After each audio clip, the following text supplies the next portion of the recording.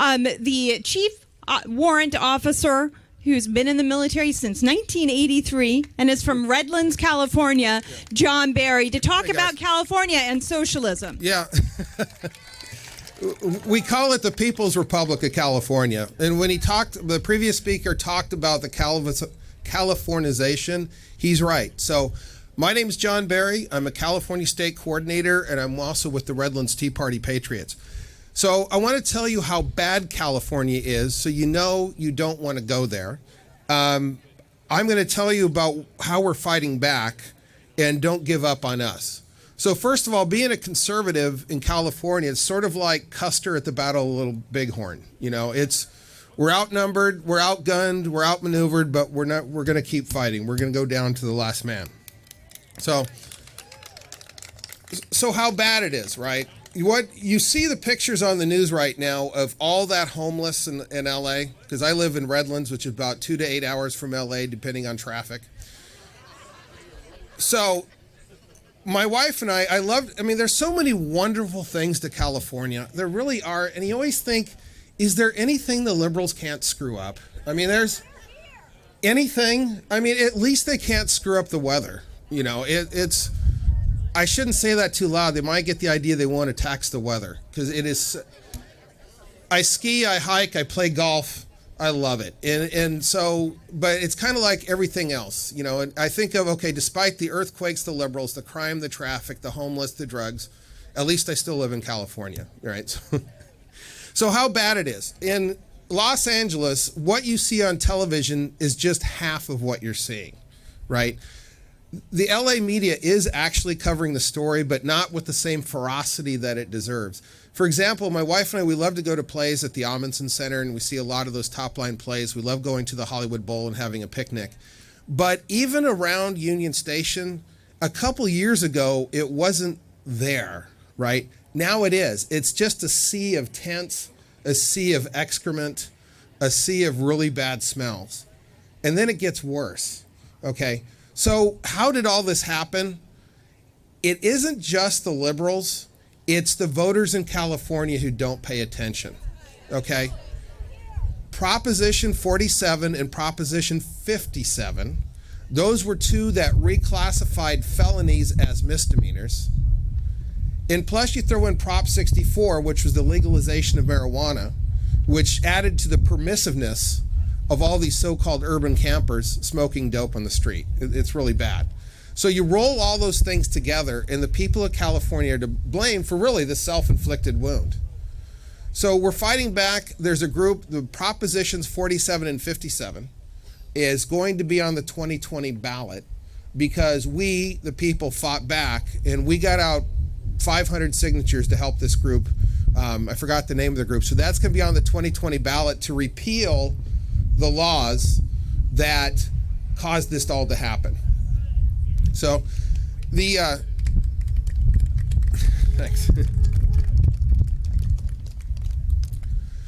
So, you know, we're fighting back through the petition. California is actually, you might not know this, but California is actually it's a tricameral legislature where you have the assembly, you have the Senate, and you have the people. That's why we have the referendum that gives us so much power in the state. Because of that, we got Prop 13. We've got a lot. So when you have power through the referendum, it actually gives you hope. Another way we're fighting back is Orange County. Y'all heard of ballot harvesting? That's just as true and then some. So I'll give you an example. What happened in Orange County, which was the county of Reagan, or the county of Nixon, sorry. What happened there is the Democrats came out and established relationships with all these bogus voters. It's your typical Republican is just not going to hand over a ballot to a stranger, but the Democrats will. So what happened? There was a wonderful congresswoman named Mimi Walters in Orange County. On election night, she was up by 12,000 votes. And when all the votes came in, she lost by 10,000 votes. And that's what happened in all those Orange County races because the Democrats played the ballot harvesting. Now, in every other state, this is illegal, but it's legal in California because the legislature saw fit to make it legal. Because before, the law was only a relative could hand in your ballot on election day. Now anybody can. So the Democrats were, and you've seen them on the video, like, hey, I'm from the Democrat Party. I'm here to collect your ballot. Well, you know, and if you need help filling it out, let us know.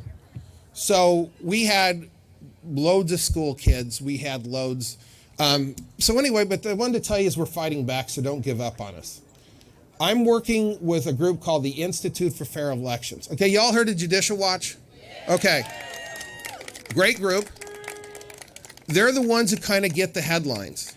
There was a group right underneath them who did all the data called the Election Integrity Project California.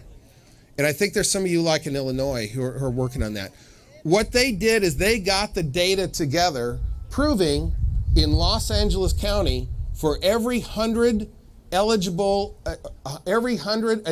eligible to vote, there were 114 people on the ballot or on the county voting rolls. No, there's no corruption. No, there's no corruption. So what happened? Is Judicial Watch came in, election integrity, fought that. The case was so bad, California capitulated. But here's why. They didn't want it to get in the federal court system. They knew if this case got up to the Supreme Court, that would have screwed them nationwide. So the California Democratic Party capitulated to Judicial Watch. I mean, outright, complete surrender. So what I'm working with the Institute for Fair Elections is we're calling Orange County, and I've made 100 calls so far, and I'm calling people who were at one time who voted, and yet I get answers like, I've never been registered to vote. I moved away from California in 2014. You know, it's like, okay, that's interesting. And so I'm actually filling out legal affidavits. So, but anyway, so I just wanted to give you a little news from California. Don't give up on us. Custer kept fighting. We can too. So thank you very much. Thank you so much, John. Thank you. Thank you.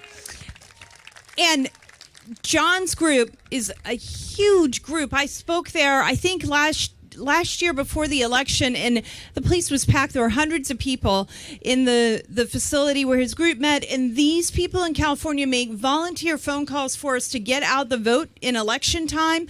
They call all around the entire country. They've called Pennsylvania, they've called Texas, they've called North Carolina, Ohio, Florida, especially a lot of calls into Ohio.